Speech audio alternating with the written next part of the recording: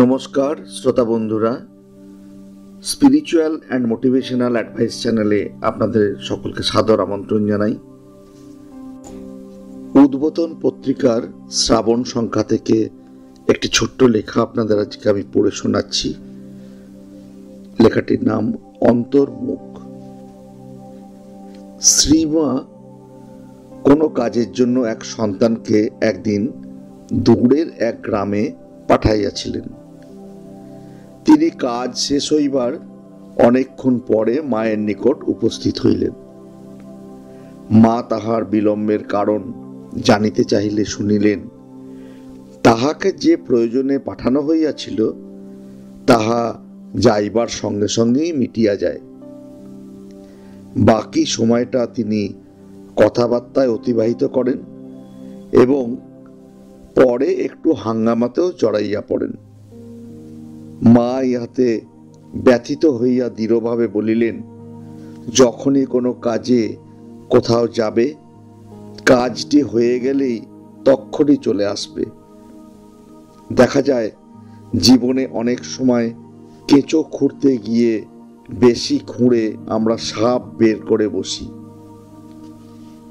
অহেতুক বাক্যালাপ অনেক সময়ই মানুষকে বিপথে পরিচালিত করে। সেজন্য মা তার সন্তানদিগকে ওই বিষয়ে সদা সতর্ক করিয়া দিতেন। আধ্যাত্মিক জীবনে প্রতিটি বিষয়ই গুরুত্বপূর্ণ। কর্ম, চিন্তা, বাক্য ও সঙ্গ জীবনে প্রকৃত সার্থকতা লাভের জন্য অপরিহার্য হইল প্রয়োজন ও অপ্রয়োজনের মধ্যে স্পষ্ট সীমারেখা টানিবার ক্ষমতা। সাধন জীবনে অন্যতম প্রধান বাধা কোনো একটি মহৎ উদ্দেশ্যের সহিত নিজের চিত্ত, শক্তি ও প্রবৃত্তিকে যুক্ত না রাখা। তাহার উপর যদি আমরা অপ্রয়োজনীয় বিষয়ের সহিত নিজেদের জুড়িয়া ফেলি, তাহাতে আমাদের সকল শক্তি এক উদ্দেশ্যে পরিচালিত হইবার পরিবর্তে বিক্ষিপ্ত হইয়া পড়ে। এই অবস্থায় সিদ্ধিলাভ দূরস্থ, থাকে কেবল জড়তা ও ক্লান্তি। শৃঙ্খলা ও সংযমে শক্তি সঞ্চিত হয় এবং বৃথা আলাপে ও লোকসঙ্গে তাহা নিঃশেষিত হয়। জীবনে শুভ চিন্তার জাগরণ খুব প্রয়োজন, নচেত কোনো আঘাতে জীবন চূর্ণ বিচূর্ণ হইয়া যাইতে পারে। মনকে প্রশ্রয় দিলেই দুর্দমনীয় হইয়া ওঠে। তাহাকে নিয়ন্ত্রণ করিবার পূর্ব শর্ত হইল চিন্তাধারা পরিবর্তন। এই পরিবর্তনই জীবনের গতিপথ পরিবর্তন করে। সাধনা নির্ভর করে সুশৃঙ্খল ও সংহত চিন্তার উপর।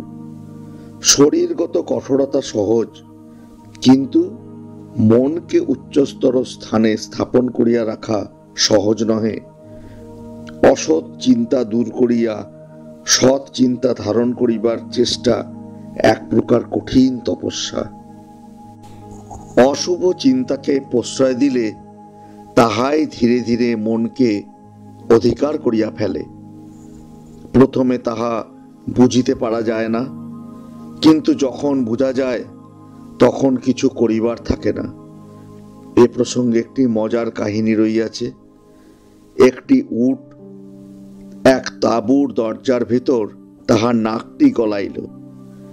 ভিতরে থাকা ব্যক্তি আপত্তি করিলে উটটি বলিল, ও আমি তোমার তাঁবুতে শুধু আমার নাকটি ঢুকাইয়াছি, ইহার বেশি তো নহে।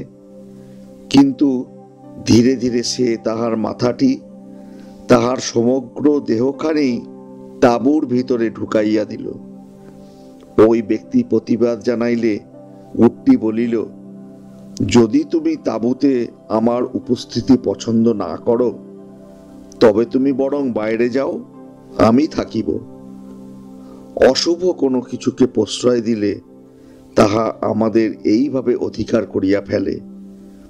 বৃথা বাক্যালাপে ইহাই হয়। শ্রোতা বন্ধুরা, আজকের মতো এইটুকুই। এই ছোট্ট লেখাটি এবং মায়ের বাণী আপনাদের কেমন লাগলো কমেন্ট বক্সে কমেন্ট করে জানাবেন, আর ভালো লাগলে সবার সঙ্গে শেয়ার করবেন। চ্যানেলটি যদি এখনো সাবস্ক্রাইব করা না থাকে তাহলে অতি অবশ্যই সাবস্ক্রাইব করে রাখবেন। আগামী দিনে আবার নতুন কোনো লেখা নিয়ে বাণী নিয়ে আপনাদের সঙ্গে মিলিত হব। ভালো থাকবেন সবাই।